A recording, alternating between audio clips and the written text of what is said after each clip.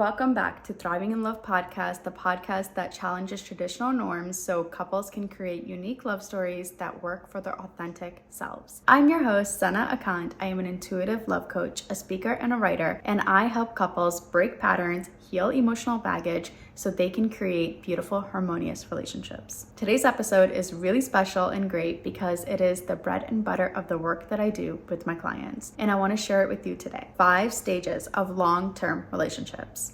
A lot of the couples that I work with have only heard of a couple of these stages, but they haven't heard of all 5. When I tell them about the 5 stages, it literally clicks in their head and they say, of course, that makes so much sense. And it's really special and it's really nice because it gives you a roadmap of what to aspire to so that you can consciously work together to reach a goal in your relationship. Let's dive in. I know a lot of you have heard about the honeymoon stage. This is usually when you guys first get to know each other. You're really excited about seeing each other, getting to know each other. You're very committed to getting to know who the person is. The reason this stage is so special is because your body is producing serotonin and dopamine and all of the good hormones every time you guys see each other and hang out and spend time together. Ironically, this is usually the time that a lot of couples get married. It doesn't mean that you haven't faced any obstacles before, but it means that you are both more committed to getting to know each other than you are protecting yourself. And the reason I say that is because once you get through the honeymoon stage, which lasts usually about 1 to 3 years, it could last longer or shorter, depending on your relationship and your circumstances.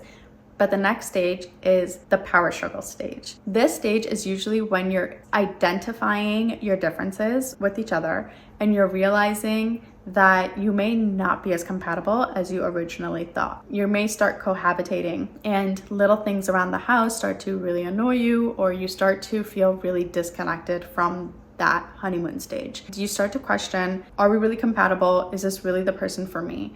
And the reason that this happens is because the power struggle phase, it is meant to trigger you.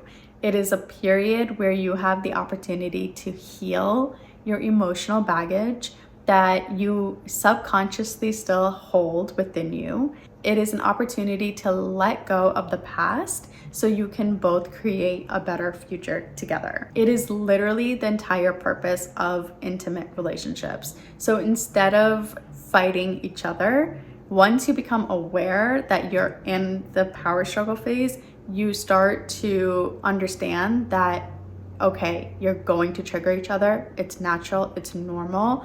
It is the purpose of intimate relationships, and it is an opportunity for you to go deeper into yourself and actually start to unravel all of that murkiness that's sitting inside of that emotional baggage. If you are someone who wants to get out of the power struggle phase, you make that conscious decision to start unraveling all of your emotional baggage and begin to heal your past. The power struggle phase can last a really long time if you don't become consciously aware of the fact that this is meant to trigger me. We're meant to be really disconnected right now, but it is not the end all be all. You can find that place back together. A lot of couples also just choose what they want to fight about and what they don't want to fight about, and they end up putting a lot of this stuff under the rug, and that emotional baggage starts to build.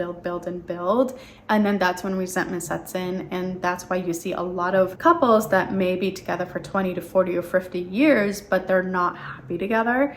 And that's because they never actually became consciously aware of the power struggle phase and realized that there's actually a next phase that they can go to that is so much better. A lot of people usually break up during the power struggle phase because they think that this is just not working, we're incompatible, and it's time to move on. But what happens is they'll get into another relationship and they'll find themselves repeating the patterns, and it seems like they can't get out of that struggle, and they just go in that loop of relationship after relationship after relationship, trying to chase that honeymoon phase. And the minute the honeymoon phase is over and they get into that power struggle phase, they'll usually break up and go into another relationship. Hopefully this wisdom and this knowledge can break that pattern and help people realize that there is so much more. This is only part 2. There are 5 stages to a long-term relationship. and it gets so much better. And if you're both committed to doing the work to reaching the place of bliss, then you are ready to commit to the next phase, which is the stability phase. And in this phase is usually where I come in and help my couples, because this is where they start their journey of emotional intelligence and becoming consciously aware. This is where you usually choose conscious partnership and you say, okay, I understand that my partner's meant to trigger me. I'm gonna try really, really hard not to take things personally and be radically accountable for my part of what I'm doing and where I'm at, and not try to control my partner, try to make sure that they're doing their work, and trust that as long as I'm committed to doing my work, they'll be committed to doing their work, and we can work on ourselves and together to reach the next phase. In the stability phase, it is incredibly important to make sure that you guys are just trying to get to that stable water and you're not trying to rush the process.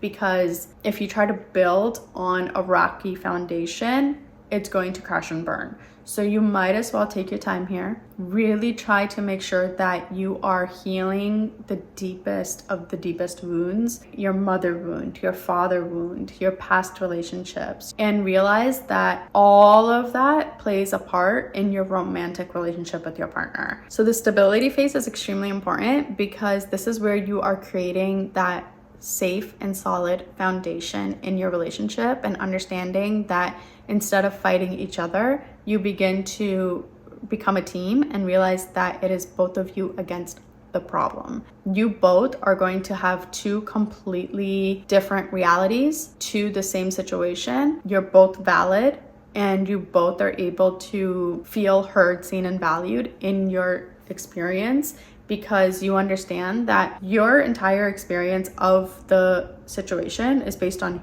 your personal past experiences, and their entire experience is based on their personal experiences. And instead of trying to get each other to see each other's point of view, you begin to be radically accountable for your experience. You go process your emotions. You start to understand, okay, why did this trigger me? Where did this come from? Why am I feeling the way I am?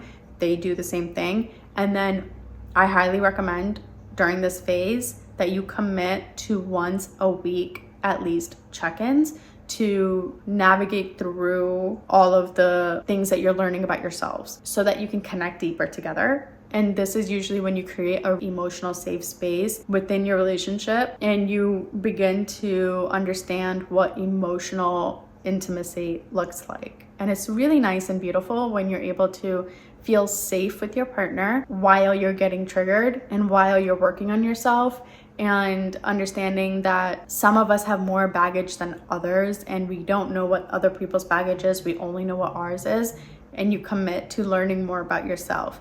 And it's really incredible because a lot of self-growth happens during the stability phase. Once you understand how to process your emotions, why you're being triggered, what your baggage looks like, and what their baggage looks like, and you're committed to sharing that with each other, you get to go into the commitment phase where you commit to helping each other unravel this baggage and reach joy. And you're both kind of committed to making sure each other's inner child gets to enjoy life as much as possible and celebrate life. Instead of just working on your emotional baggage and your wounds, you actually get to start tapping into your inner child joy and creativity. So the commitment phase is really special because you guys start to see each other's dreams and hopes, and you get to embrace each other's uniqueness, and you're getting to know a new version of each other because you're no longer being controlled by your emotional baggage,